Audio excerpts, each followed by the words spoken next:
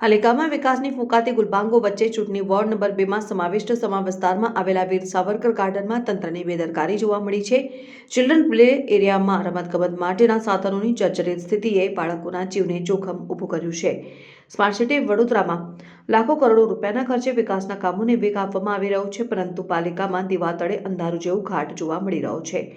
વડોદરા મહાનગરપાલિકાના ચૂંટણી ward number 2માં સમાવિષ્ટ વિસ્તારમાં વીર સાવરકર ગાર્ડન આવેલું છે, જ્યાં દરરોજ 200થી વધુ સિનિયર સિટીઝનોની સાથે ચિલ્ડ્રન પ્લે એરિયામાં બાળકો પણ રમતગમત માટે આવતા હોય છે। જોકે ચિલ્ડ્રન પ્લે એરિયામાં છેલ્લા ઘણા સમયથી રમતગમતના સાધનોની બિસ્માર હાલત સર્જાઈ છે। આ સાધનો લોખંડના હોવાથી જો કોઈ બાળકને ઈજા પહોંચે તો મોટી દુર્ઘટના થઈ શકે તેમ છે। આ મામલે વિસ્તારના જાગૃત નાગરિકો સહિત લોકો દ્વારા સ્થાનિક કોર્પોરેટરને પણ અને પાલિકામાં પણ રજૂઆત કરવામાં આવી છે। તેમ છતાં આજ દિન સુધી સ્થાનિકોની રજૂઆતને ધ્યાને લેવામાં આવી નથી। ત્યારે આ મામલે વિસ્તારના કોંગ્રેસના વોર્ડ પ્રમુખે તંત્ર સામે નારાજગી દર્શાવી હતી।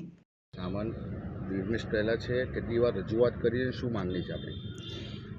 આ જે સ્થિતિ છે સમા વિસ્તારના વોર્ડ નંબર 2માં જે સમા વિસ્તાર છે એમાં જે વીર સાવરકર ગાર્ડન છે એમાં જે ચિલ્ડ્રન પ્લે એરિયા છે એના બધા ઇક્વિપમેન્ટ્સ ગત 6 થી 8 મહિનાથી ખૂબ જ જર્જરિત હાલતમાં છે અને તૂટેલા છે।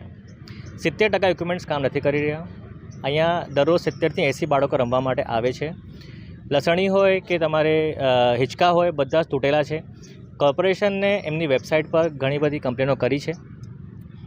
છેલ્લે ઉઠીને 12 જાન્યુઆરીએ વોર્ડ નંબર 2ના જે કોંગ્રેસના અધ્યક્ષ છે ડૉક્ટર નિકુલ પટેલ એમણે વહીવટી કચેરીમાં લિખિત કમ્પ્લેન આપી, પણ એનો પણ કોઈ રિસ્પોન્સ આવ્યો નથી।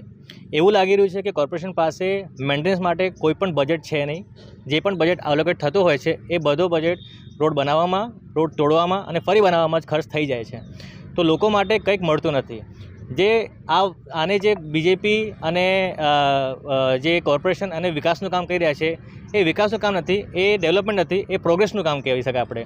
ડેવલપમેન્ટ ત્યારે હોય જ્યારે જનતા સુધી તમારો વિકાસનો કોઈ પણ ફાયદો પહોંચતો હોય।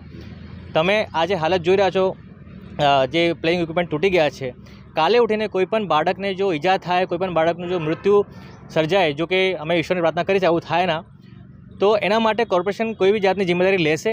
આ મુખ્ય સવાલ છે। કેમ કે હણી બોર્ડ કાંડ પછી અમે જોયું છે કે સત્તામાં બેઠેલા અધિકારીઓ અને કોર્પોરેશન કોઈ બી જાતની જિમ્મેદારીથી બચે છે અને છેલ્લે ઉઠીને જે એમના કોન્ટ્રાક્ટરો છે એના માથે બધું ટોપલું પાડી દે છે। તો આ આપણી માંગણી એ છે કે તમે જે પણ ડેવલપમેન્ટનું કામ કરો, જે તમે કહેતા હોય ડેવલપમેન્ટનું કામ છે, જો કે છે નહીં, પણ જો તમે કરતા હો તો એમાંથી કેટલોક બજેટ તમે મેન્ટેનન્સ માટે રાખો।